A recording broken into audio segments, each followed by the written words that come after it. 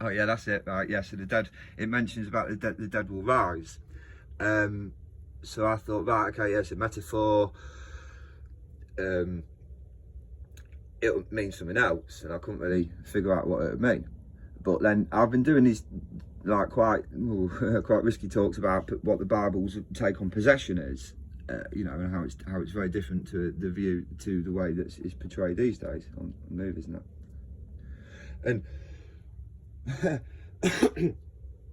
it made me think that like these demons and angels and things like that, they're from another world. They're from another realm, which is what I think people say like is another other dimensions, because it's a realm with, I'd imagine, speculation, different physical laws and things, and if everyone's made of different things and there's different atmosphere and the world's different, like jelly or something, if everything's different, then the creatures are going to be the people there, and then there essentially could be like a different type of life form that the only way we as humans could describe it would be as a fourth dimension, as something that's a world that's completely weird, almost half see-through. Straight away I'm thinking, and sort of with weird things going on that to them make sense, but to us look like absolute lunacy and some sort of crazy funky dream. So but in the Bible it does talk about these demons. Now demons, really, they're just angels, aren't they? But they're fallen, so they've gone bad, right? So this is why I look at it. So the demons are fallen angels that have gone bad. Okay. Now, nevertheless, originally they were all created by God. So they all have these, from the dimension where they can do different things, and they're all going to be very powerful, aren't they? Because originally they were intended for good. Now, just speculating, I can imagine when they fell and turned bad, it's not hard at all to think, yeah, God would have definitely restricted their powers and things. But just speculating. Obviously, this is just me, my opinions. That's how I think. But they would still have had some powers, as was shown in the Bible when the Nephilim, not just the fallen angels, but the sons of the fallen angels, were basically essentially took over the world because everyone was scared of them. No one could do anything about them. They were quicker, faster, smarter. They probably had greater technology than we've got, to be fair, because their fathers, who the fallen angels, they watched the earth be created by God. Going by my premise, what I believe, and what to you is speculation or whatever, what you want to call it.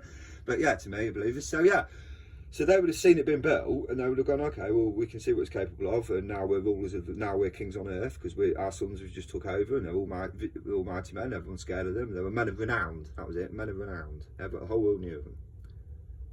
I wonder why they knew of them. Was it because they were friendly giants? No. They were probably the biggest nasty pieces of work ever. No one could do out, apart from David, when he met Goliath, and he showed him. And after that, none of the big people wanted to have dinner with David. Not if he had a slingshot on the table. What's your forehead? Everyone start wearing it. Yeah, because David apparently slingshotted, didn't he, Goliath in the forehead with the stone and killed him. So yeah, tin hat time. Tin hut. Attention, tin hut. So the thing I've been dragging on. Oh yeah, I think you'll like this. It's a bit freaky, but right. So this is it. Zombies. Zombies can't come back, and it says the dead will walk. Okay, so I'm like, right, is it zombies? In my head, this is how I think, my opinions. No, it can't be zombies because the Bible clearly says when you're dead, you're dead, and then you're basically just waiting for the judicial system to happen, and people either turn away from wickedness and seek redemption and gain it and saved, or people carry on in their ways and the two groups are going to be clearly defined. I want that nice way of saying it. Oh, that really made my brain hurt trying to find a nice way of saying that. Really, ow, he's bleeding a bit out on here. Hopefully that's the bit that makes me stutter. Yeah, it is. Just leaving now. So yeah, my scary thought was, because I was talking about possession earlier on one of the other videos, that's based on the Bible. So the reason I was talking about angels and demons is from what I can gather, they can't take on an earthly physical form. However, they can possess people. And I was talking in the Bible, it describes possession as something that's very subtle and no one can tell, which is quite frankly absolutely terrifying. The fact at the minute that possession is portrayed as some girl turning her head screaming, in a way it's quite comforting because it's so obvious. He's like, don't worry, you can never be accidentally sat on the bus next to her. You know, it'd be obvious before you sat down. You know, so it would though, wouldn't it? So, you know, in this world, I believe it's portrayed as something false, as something that's too obvious, when really, not to be too cheesy, I believe it's essentially Matrix, where anyone's not protected by God, it says in the Bible, is prone to these attacks or to manipulation, however these evil forces see fit. So in theory, you've got evil forces. I'll stop saying demons. I don't like saying it, but they are basically just angels gone bad. It's, you know, and once you've got God's protection, you be confident about saying these things, I suppose, because you can, because he's the Alpha and the Omega, it's everything. Mr. Limitless, yeah, Mr. Brilliant nickname, isn't it? Mr. Limitless, Mr. Limitless. And yeah, so it seems to me that if these like kind of, yeah, if they haven't got a physical body and they can possess people, okay, here we go, you ready? Could they possess dead people? So could they? Why does the body have to be alive for these spirit beings who are very powerful to take control of them? It wouldn't count as that body of that person once they're dead. They're dead, aren't they? Wherever their consciousness is, it's not there, it's somewhere else. So technically it is just a body. And so if that body was to come back to life through possession, it wouldn't be breaking the rules where it says in the Bible that once someone's dead, they're dead. You see, because it's essentially they're just their body that's now being took over. It's not them, is it? It's not them. They're not coming back to life and going, oh yeah, I remember everything. Hello, my darling. Oh, nice to see you again. It's a completely different. It's a thing. It's a possession. So, oh no, time to lock your door. So when the Bible says, because everything in the Bible is either a true account, oh, it's a nightmare, isn't it? It's either a true account or a metaphor. So when you read something like the dead will rise, you're like, oh, I really hope that's a metaphor for something else. But not, mate, and I can never ever think of it like a literal way that the dead would rise, going along with the parameters of the Bible that have been set. You know, the dead, once you're dead, and you're waiting for the end of this judicial process. But then, obviously, after thinking of that made me think, right, so quite simply, these fallen, these demons that are around the earth and just waiting for the end, they don't know when it is, no one knows, apart from God and Jesus. They're in as much suspense as we are. Every time something massive happens, they think, oh, this is the end, and they move all their cards forward and put everything into it, because they don't know. So they're essentially living in turmoil. They know they're going to be destroyed. They've got no doubt about it, because Jehovah's almighty, all powerful, all control. He's completely in control. And the reason he's in control is because when there's a judicial process happening, you know, the people in the courts, they're not running around with guns, are they? Going, right, protect the judge, right, now protect him. It's not chaos.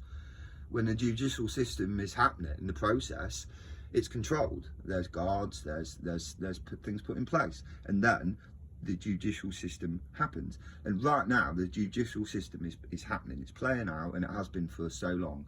And the reason that it's been going on for so long is because 1,000 days, oh, I hate this, I'm so sorry, right, 1,000 days to us, 1,000 years, 1,000 years to us is like a day to God. Yeah, it's monumental, yeah. So what takes us 1,000 years to get through is, from God's point of view, a day. And I think that's there as a metaphor to say that that's how long he's been around. You know, so if he's been around for a week, he's been around for 7,000 weeks, 7,000 years, sorry. So yeah, 1,000 years to us is a day to God. And that brings me back to that other thing where at the end of Men in Black, it zooms out and everything, what we thought was huge is absolutely tiny. And then that made me think, well, there's microorganisms and there is a tiny bacteria alive that cavemen wouldn't have known about, and it's only now in the later years that we know about it, and that's through science and technology and things that zoom in. So microscopic life has been there for what? How long do you reckon it was before they discovered it? I ain't got a clue, but I'll guess, say in 2,000 years, well, in the last, I don't know, when did they discover microscopic life? 1500s? That's been generous. I don't know. Is it? I ain't got a clue. I'm just guessing. 1500s. I don't know. First time someone discovered a magnifying glass. I don't know. But yeah, it's not a lot, is it? Really, out of 2,000 years. But even that's only a quarter. So for 1500 years, you've had microscopic life living under the noses of everyone, in their face, in their carpet, in their caveman carpet, in their caveman rug, best bear rug they've just got, and they've got carpet moles in, and carpet rugs in, the bugs in, you can't even see it. So all that's been living under their nose, and the reason it's been living under their nose, and they're completely oblivious to it, is because of the size difference. So if God was going to create people that had to be given free will but were given a conscience as guidance so they wouldn't mess up, because if you don't do all that, you make them as robots, and then it's no fun. You don't get any love, you don't get to give love, you don't get to receive love. They're not your children, are they? Your children because they have characters, and so we needed character. So God created us with character, and he gave us a conscience for guidance, but unfortunately people ignore it, and his children kill his other children.